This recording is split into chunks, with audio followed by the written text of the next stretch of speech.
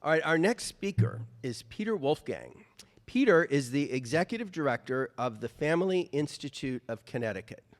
Connecticut is a very small state, far away.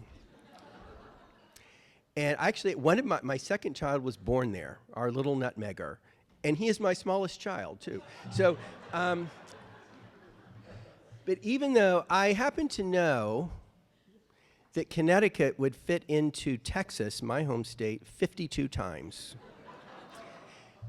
Even though Connecticut is so small, Peter Wolfgang has managed to live his entire life there. He has never left. Now, welcome to Virginia. Or no, we're in Maryland now, right. I know. So, if there are any families left in Connecticut, it's because of Peter and the Family Institute of Connecticut. He joined the Family Institute of Connecticut as Director of Public Policy in 2004, became the Executive Director in 2007, and that's what he is now, the Executive Director. He has a law degree from, you guessed it, the University of Connecticut, and has a, oh no, you did leave. You have a bachelor's degree from American University right here. Okay. So you're not so pathologically narrow as we, might have thought. Okay. Peter was born and raised in Manchester, Connecticut, and is your wife from Connecticut? Okay, good. All right. They live in Waterbury and have 7 children, ranging in age from 24 to 9. I'm not sure how that fits on the average is pretty, yeah, I'm sure it's pretty close. And Peter is going to talk to us about together we can promote marriage and family values. So welcome from the Nutmeg State, Peter Wolfgang.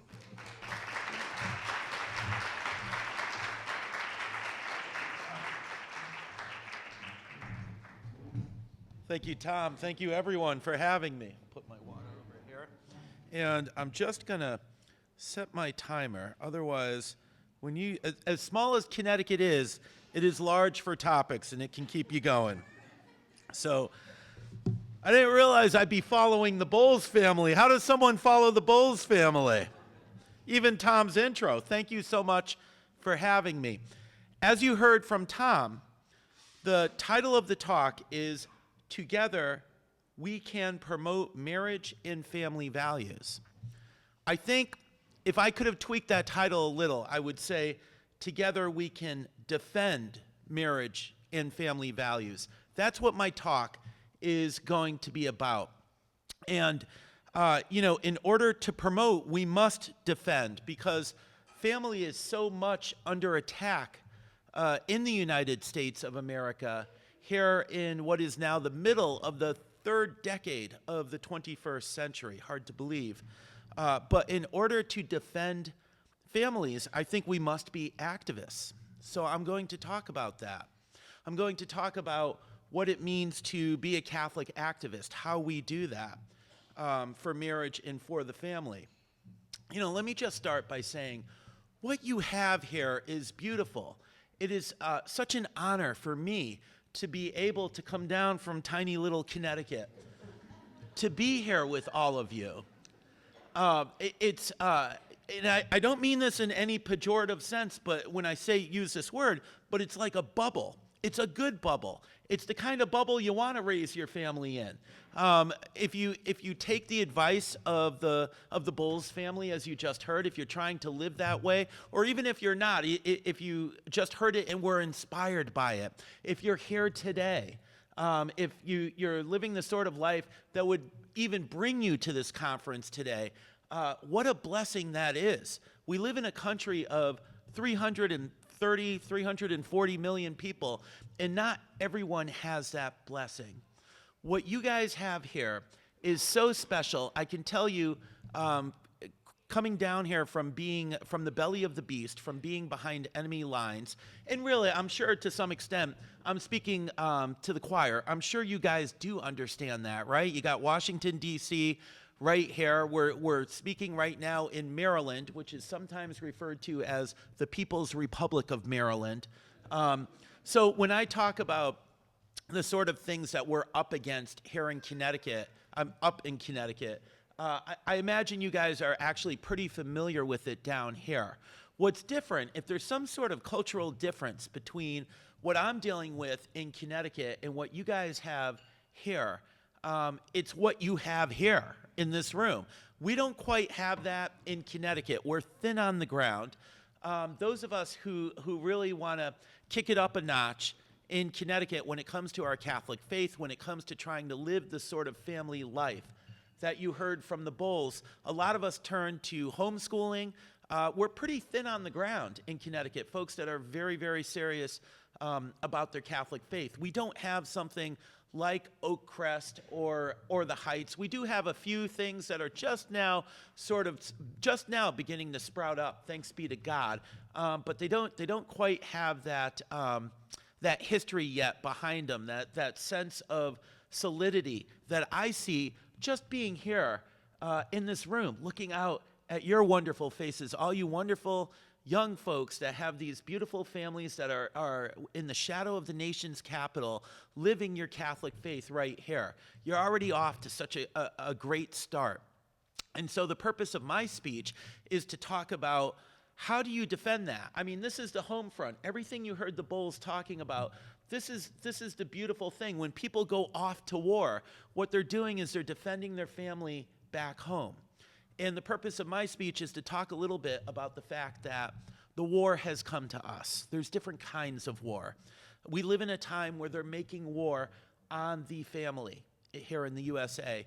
And there is no better group of people, there are no better adherents of any faith to speak to it than those of us who are Catholic. You already have the fullness of the truth. And the organization that I run, the Family Institute of Connecticut, is not a Catholic organization. I myself am Catholic. My wife is Catholic. Frankly, our entire staff is Catholic. But the Family Institute of Connecticut is not Catholic. It's an ecumenical organization. It's essentially an alliance of evangelicals and Catholics.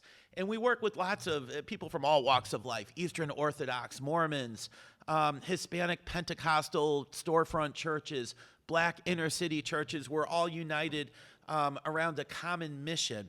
But it's a real pleasure for me when I get to speak to my fellow Catholics, because at the end of the day, the only way we're ever going to get out of this is if we do embrace the fullness of the faith in the way that we're living and in the families that we're trying to raise, which is what the Bulls were laying the groundwork for, what all of you are trying to do in your life. But you have something that even these other good people that I work with don't have in its fullness, that you have the fullness of the faith of the church that was founded by Jesus Christ himself, that has continued in continuity through these whole 2,000 plus years.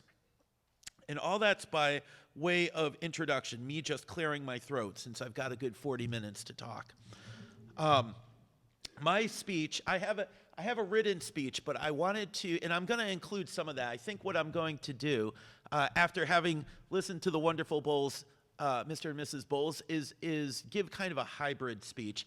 I don't want to do completely what I've written. I want to kind of riff off of it a little bit and speak to you directly about some things. I thought maybe before I even go to parts of my written speech, I should start a little bit with my own story. As I said, as you heard in the intro, I'm from Manchester, Connecticut, cradle Catholic on my mother's side. My dad's Jewish, actually, and my Jewish dad and Catholic mom sent me to a Protestant Sunday school when I was a kid, Church of the Nazarene. Very unusual religious upbringing, because I was never, I'm a cradle Catholic. I was never at any time anything other than Catholic. I never doubted the truth of the Catholic faith, but there was this Church of the Nazarene in town where I grew up, and they had this van that would come and pick up, me and my brother when we were kids in the 1970s. My parents didn't have to lift a finger. We were nominal Catholics on my mom's side. My dad, you see this a lot with Jewish Americans. He was kind of just indifferent to religion, not necessarily hostile, but just indifferent to every religion, even his own. So, he shrugged his shoulders when he was told that, in order to marry my mom, he'd have to agree to raise the kids Catholic. He didn't care. But neither of them, we were Christmas and Easter Catholics. And, Church of the Nazarene had a van that would come and pick us up. My parents didn't have to lift a finger, and, they get to stay home on Sunday while my brother and I went off to Sunday school. So that was an unusual background that sort of prepared me. I didn't know at the time for the life I'd be leading someday. This ecumenical alliance in defense of so many of our shared values. And I should say, in talking about my background involves political advocacy. So I just want to, as a precursor, and I think probably most of us in this room all pretty much lean the same way, but I just want to offer this caveat. As I talk about this, I'm not here to tell you to vote for party X or against party Y, for candidate A or against candidate B. This is just my own story. By the time you heard Tom reference that I went to American University, I was very much like everyone else that I grew up with in liberal, secular Connecticut, New England, in the 1970s and 80s. I was a young man of the left, of the secular left. I mean, we did go to Mass on Christmas and Easter. That was about it. It was actually, oddly, it was just someone else is here from who I know from this time. It was actually when I was at American University here in the DC area, going to the Catholic Student Association on campus, that my faith started to become more serious to me. But I was a man of the left. We at Manchester High School, we had a peace group where we protested. I had hair down to my shoulders back when I could still grow hair. We protested every Saturday in front of the Vietnam War Memorial what we thought was Mr. Reagan's arms race. And of course, Ronald Reagan turned out to be the biggest peacenik of all of us because he ended the Cold War without firing a shot. But we didn't know that when we were teenage rebels in the 80s. And by the time I came to American University, I was president of the College Democrats, actually. In fact, I remember in the fall of '91, we hosted a party. I hosted a party at the university for this young governor of Arkansas and his wife, who was then running for president of the United States. So those were kind of the circles I was moving in at the time. But the thing of it is, this whole time, throughout all of that, I was always pro-life. That was the one thing that kind of separated me out from my liberal buddies, and I could never understand why they were pro-abortion, pro-choice as they would call it, why all my lefty friends were the pro-abortion ones and the conservatives were the pro-lifers, because I thought the conservatives were the big meanies that were on the side of the powerful and all that. And we lefties, we were the ones that cared so much for the vulnerable and the underdog. And so I felt it was just some sort of intellectual error that just needed to be corrected. And then while I was in law school, while I was meeting my wife for the first time around that period, the Republicans took over the Congress, which means that for the first time in 40 years, so bills like pro-life bills could actually move through Congress and be put on the president's desk for him to either veto or pass into law. And it was during this period in the mid-90s when partial birth abortion became a big issue. Now, abortion had been legal since 1973, since the Roe v. Wade decision. So it was a bad thing, but it was something that I was 3 years old in 1973. It was some bad thing that had always been there. Like I said, I thought it was just an intellectual error, but that people supported it. But when you get to partial birth abortion, to that fight in the 90s, this is a procedure by which we got babies here. I don't know that we have young children. This is a procedure by which the child is pulled out of the mother from the legs, all but its head, like 4/5 of the child. She's pulled out. They stick something into the back of the child's head, suck out the brains, crush the skull, and pull out the now dead child. That's why they call it partial birth abortion. And it was so Daniel Patrick Moynihan, who was a U.S. Senator from New York, who never voted with us on anything, voted with us on this, because he said it was too close to infanticide. It was that obvious that we're talking about infanticide. Hard to believe. from the perspective of the 2020s, because pro-abortion people are much more open about the fact now that they support infanticide, right? Now we live in an era of shout your abortion rather than safe, legal, and rare. But for the first early decades of this, they pretended like they didn't know if it was a human life or not, its potential life. They had all these sorts of really, really ridiculous excuses for why they were pro-abortion. But that was the thing that turned me, because all my liberal friends were still in favor of that. And that was the point at which it became clear that this was not just an intellectual error. There was something willful here. There was something deeply evil. And that's the thing that caused me to read deeply into conservative philosophy, theology, politics, probably a lot of the books that Tom Spence helped publish over the years, and turned me right. And it was during that period that I was at UConn Law School that I met the woman who is now my wife, who at the time was a pro-choice atheist. And, there was an article. So, of course, she and I engaged in all sorts of debate and back and forth on that sort of thing. And she eventually came around. There was an article, a Knights of Columbus magazine article at some point about Leslie and me in our background, because she now works for me at Family Institute of Connecticut. And I remember this one line from the article: they began debating and dating. And so I'd love to tell you it was my charm that won her over, but she actually became intellectually convinced of the truth of what the church teaches about abortion. She became pro-life before she became Catholic. And she came to think, well, if the church is right about this, what else is the church right about? And that was fascinating. You don't usually hear it described in that way.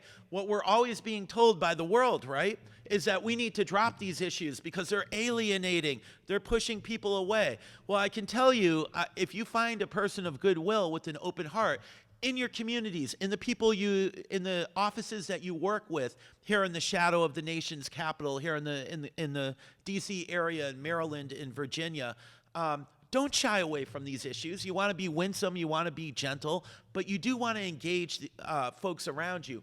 This beautiful thing that you have here in this room, it's not just for us, right? You know this. You want it to explode outward. We want the entire world to have what you have here in this room. So, I mean, that's how it started with me and Leslie. She eventually converted to Catholicism. My pro-choice atheist girlfriend became my Catholic pro-life homeschooling mother of our 7 children. So I think we stuck to, I'm not sure what they were saying about what was normal, but it was like one kid every 2 years. We had 7 kids in 15 years. And we named all 7 of our kids after American saints, where we took the saint's last name and made it the child's middle name. So we have 6 girls and 1 boy, and they're Elizabeth Seton, Catherine Drexel, Isaac Jogues, Rose Duchesne, Francis Cabrini, Marianne Cope, and Theodora Guerin, all canonized saints of the USA. So I wanted to give my life specifically to the stuff that I'm still going to get to before this talk is over.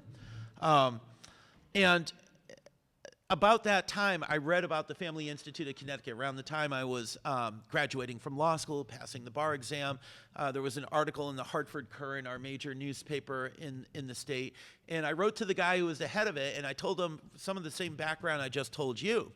And I happened to mention, that we're Catholic and that we just had a daughter whom we named Elizabeth Seton.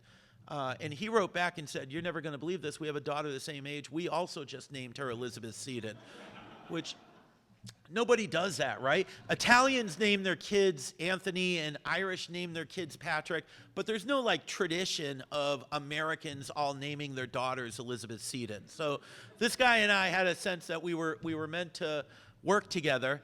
And it was around that time that the same-sex marriage issue arrived in the state of Connecticut. In the Family Institute of Connecticut, I should back up too and say what the Family Institute of Connecticut is, because we have some of our sister organizations here in the area that you all should be involved in if you're not. Some of you may have heard, it's an evangelical thing, but some of you may have heard of Focus on the Family. Dr. James Dobson.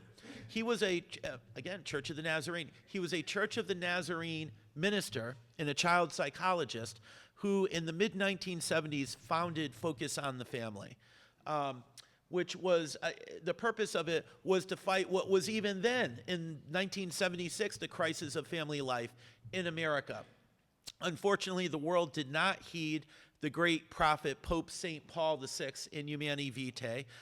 Contraception, widely available contraception became a thing, and we had Griswold versus Connecticut and the contraceptive revolution, followed by the sexual revolution, followed by the no-fault divorce revolution, followed by Roe versus Wade, all in the late 60s and 70s. So already by the mid-70s, you had a crisis of marriage and the family in America, which back then meant divorce and abortion. Of course, today it means much more. All the crises, all the ways in which the family is under attack have metastasized. He founded Focus on the Family. By the late 1980s, Focus realized that a lot of these battles were going to be won or lost on the state level. So they encouraged the creation of what they called Family Policy Councils, FPCs. My organization is the FPC for Connecticut. All of us are independent, autonomous, responsible for raising our own funds, but we're all sort of networked in together. Some of our national partners you probably have heard of. Alliance Defending Freedom is our legal arm. ADF, we have free legal services through them. The Family Research Council is essentially our Washington arm in DC. But locally, you have, and please, if you're not, I'm guessing most of you either live in Maryland or Virginia. If you're not familiar with these organizations, please do Google the Maryland Family Institute. It's run by my friend Jeff Trimbath, who is a Calvinist. He's PCA, but loves us Catholics, reads First Things every month. You want to work with the Maryland Family Institute and fight against these things that are happening in your own state capital. And if you're in Virginia, you want to check out the Virginia Family Foundation. These are two great groups that, particularly in Maryland, very similar dynamic to Connecticut, they're behind enemy lines. They're in the belly of the beast. And so I got involved in the fight against same-sex marriage. I organized a petition drive with the Knights of Columbus and the Catholic bishops in the Family Institute of Connecticut, and we gathered about 100,000 signatures for the defense of marriage, where we came up with this, I came up with this plan where the bishops wrote a letter to the laity of the Catholic faithful in Connecticut, where the priests read the letter from the pulpit during the homily about, look, this thing is coming to the state capitol in Hartford. Please sign this petition against it. We had Knights of Columbus stationed in the back with clipboards. We collected 100,000 signatures, and because of it, same-sex marriage was never redefined in Connecticut through the legislature. In Deep Blue, Connecticut, we stopped them for a decade. It only came about through the courts. We had giant rallies of thousands of people, stuff they said couldn't happen in Connecticut. These are things that you guys can do here. And then even when the courts imposed a redefinition of marriage, we went back to the state capitol, secured some of the strongest religious liberty exemptions against it in the entire country because of the wind at our backs with the grassroots organizing that we had done. We've done many things in the years since. We've stopped assisted suicide now for about 12 years in Connecticut. And you guys have been doing that down here too in Delaware. I mean, it was close and it's going to come up again. But there are ways to do this. You can make alliances with folks who, I talked about how we have alliances with evangelical Protestants.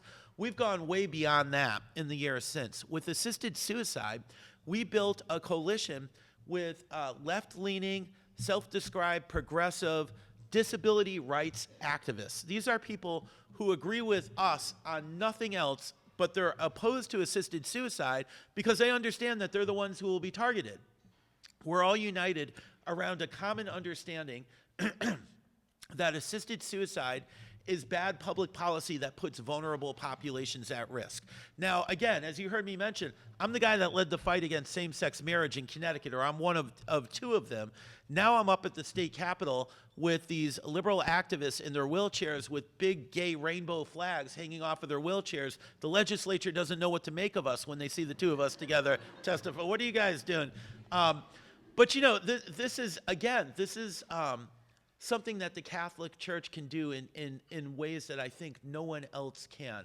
We have teachings, we have sacraments, we have things that transcend the politics of the moment. We are concerned about the eternal destiny of everyone, of the people we're working with, who are with us 100%, the people that are not entirely with us, and even our adversaries, right?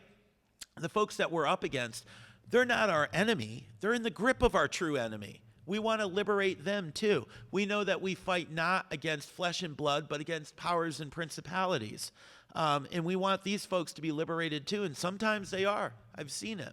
I've seen folks come over to our side. You see this sometimes, right, on the national level. We have this fascinating dynamic now where the coalition that just succeeded in the last election is bigger than it's been before. We have friends and allies that we haven't had before. I wouldn't describe them as conservative. They're not folks that agree with us on everything. I would describe them essentially as perhaps anti-woke liberals or anti-woke libertarians. It's gone so far that even though these folks don't understand what we understand, they at least know enough to know that the direction the country was going in was wrong and that we need to stand up for the family. Now, I have a lot more to say about those sorts of issues, but with my last few minutes, I want to at least read some of my, gosh, I'm tempted to just keep speaking off the cuff. I don't know. There's so much to tell you guys. I'm just so happy to be here because there's not, I speak all the time in Connecticut, but not to a group like this. So I do want to say, what I'm about to read this is called Brass Tacks, because I do want to give you guys some pointers for how to do this. I think it goes to some of the things I've talked about. Make alliances wherever you can. Make friends. Reach out to people who are not 100% with us. And of course, look, don't do it as an end in its, don't do it for utilitarian purposes, right? We want to love everyone for their own sake. An apostolate of friendship is what's going to turn the world. The stuff you heard from the bulls about the importance of family life and sewing into your kids is what's going to turn the world. The things you guys are doing, the things that already brought you here to this room today is what's going to turn the world. But I do want to read at least the last part of, this is a chapter I wrote for a book called For God, Country, and Sanity, put out by the organization Catholic Vote. Everyone did a chapter. Like, it's an anthology where different authors did different chapters. I wrote the last chapter of the book that was meant to be sort of the conclusion. It was called So You Want to Be a Catholic Activist. And there's different parts of it with subheadings that instead of just reading it to you kind of dryly, you can look up, I recommend reading this book, getting this book from Catholic Vote. But, just to go with some of the subheadings, I wrote Start with Prayer. Now, to this crowd, I feel like you guys already know to start with prayer, or you probably wouldn't be here in this room. It spoke kind of basically about, fulfill this. There's this thing called the precepts of the church. Try to at least go to Mass on Sundays and holy days, go to confession at least once a year. I'm guessing a lot of you in this room are doing that and quite a bit more. But you heard the bulls talk about the importance of a spiritual director. There's so much more that we could all be doing. Saint Jose Maria said to have devotions, but just don't have too many, right? You don't want to totally overburden yourself with there's so many different devotions. But I would recommend, if I may, a devotion to Our Lady of Fatima. She warned us in 1917 about communism. The things that we are fighting today are cultural Marxism. They are the progeny of communism. We're still, even though the Soviet Union came down 30 years ago, we are still fighting the after effects of, Russia did spread her errors throughout the world. In many ways, we're still fighting the effects. He died a few years ago. There's a priest named Father Andrew Apostoli who wrote a book called Fatima for Today. I would recommend that book, and another one that he wrote that was just for the World Apostolate of Fatima. Unfortunately, I can't remember the name of that one, but Google Father Apostolate. And so I talked about starting with prayer. You know, we need to be contemplatives in the middle of the world. I imagine some of you are familiar, you'll hear the echoes, you'll be familiar with this sort of language. We need to know the lay of the land. We need to know what we're up against. And for that, you need to be well-formed. If you read my chapter, it talks about like different magazines. I mentioned First Things in passing. There's EWTN. There's the National Catholic Register. There's various podcasters. I think Matt Fradd is a guy that I really enjoy. thecatholicthing.org. There's so many good sources available, and not just Catholic ones. Morning Wire is very good. It's a morning podcast that's put out by the Daily Wire. Gives you all the news that the New York Times did not deem fit to print, but that you should know about anyway. This is a curious thing too, how we live in a time where journalism as it existed in the mid-20th century is essentially dead now. You really have to find alternative sources to find out what's really going on in your own country, in the world, in your own backyard. I talked about different groups that you want to be a part of. I mentioned Catholic Vote in passing. I highly recommend those guys. Family Research Council, I talked about the FPCs, the ADF. I've already talked about some of these groups, but I'll end with this, brass tacks. As I write above, think globally, act locally. Do what you can in your own neighborhood. Start in your own municipality. Is your local public school transing the kids without their parents' knowledge or consent? Is your local library promoting gay porn to middle school kids or hosting a drag queen story hour for toddlers? Do something about it. As we have discussed, there is strength in numbers. See if your local community has a Moms for Liberty chapter that specializes in fighting such things. Talk to your local Knights of Columbus Council. Ask your pastor if your parish has a pro-life coordinator that might help you organize a response. If it doesn't have a pro-life coordinator, offer to be one. Reach out to the authorities in charge and explain your concerns. Be polite and professional. Never hector, never be bullying. Speak the truth in love. If the authorities are unresponsive, kick it up a notch. Organize a protest. Hold a press conference. Write letters to the editor. Lobby your elected officials. Influence public opinion. You may win. You may not. But even if you lose, you will have put the powers that be on notice that not everyone agrees, that some people will resist. It may make them more cautious next time, or it may encourage more people to join you when next time comes. As with the local level, so with state and national. On the local level, always start with your parish. On the state level, connect with your state's Catholic Conference and your state's Family Policy Council. You should be able to find them through searches on the internet. Every diocese in the country, every state has what's called a Catholic Conference, where an office that actually lobbies for the bishops, and you want to be in touch with them. They need grassroots support. Always start from the ground up. Speak to your friends and neighbors, your family members and fellow parishioners. If they do not agree with you, don't waste your time in frustration. Find the people who do agree. Find the ones who are willing to fight. And then do the same things on the state level that I suggested for the local level. As it is a higher level, there should be more people who join you and more experts to guide you. Learn from your Family Policy Conference and your Catholic Conference. Chances are they have been doing this sort of thing for a long time and have a lot of expertise. What they lack are warm bodies, volunteers. This is where you can help. You can bring more people to their events. Bring every like-minded person you know. Offer whatever other help you can provide. Lobby your state legislature on the days that your FPC and Catholic Conference ask you to be there.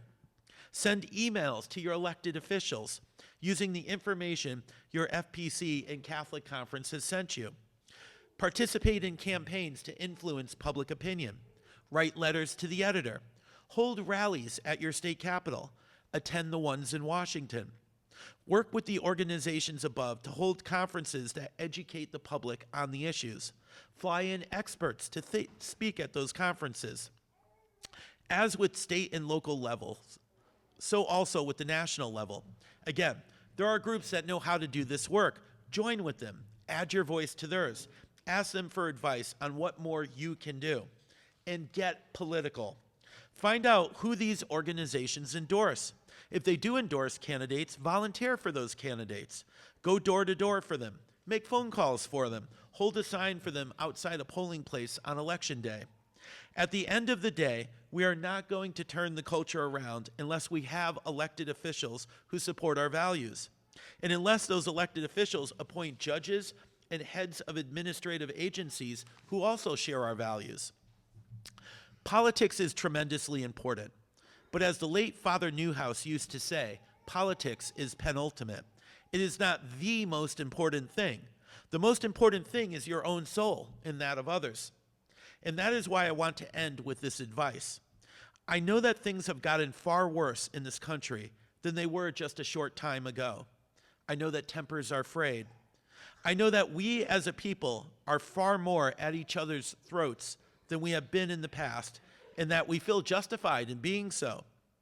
Here is what I want to say about it. Don't do it like that. Don't be that guy. As Catholic activists, we need to bring to the table not just our fight for a particular set of policies or politicians. We need to show the world a still more excellent way. We need to go about this differently than almost everyone else, differently even than some of our friends and allies who may not share all of our faith. Try to argue against an idea and not a person. You can win an argument but lose the person. You want to win the person. Learn to disagree without being disagreeable. St. Francis de Sales, who was bishop in Calvin's Geneva in the 17th century, was excellent in this regard. Study him. Study also the strange and wonderful friendship of Justices Antonin Scalia and Ruth Bader Ginsburg. Read the novel about the Spanish Civil War, The Cypresses Believe in God. I mention these two things together because they both demonstrate the importance of friendship across cultural divides, particularly at a time when civil society appears to be breaking down. An apostolate of friendship will be essential to whatever Catholic activists hope to accomplish in the years ahead. Purify your intentions. Avoid ad hominem attacks. Love your enemies. And when you defeat them in battle, do so for their own sake, because you love them and want what's best for them. Not because you want to own the libs. I mean, yeah. Finally, a little guilty pleasure maybe once in a while. Finally, distinguish between doctrinal issues and prudential issues. You don't need to fight every fight. You don't need to lead with your chin. Pick the most important battles. Decide what hill you are willing to die on, if it comes to that, and then charge forth. Godspeed, soldier. I'll be looking for you on the battlefield. Thank you.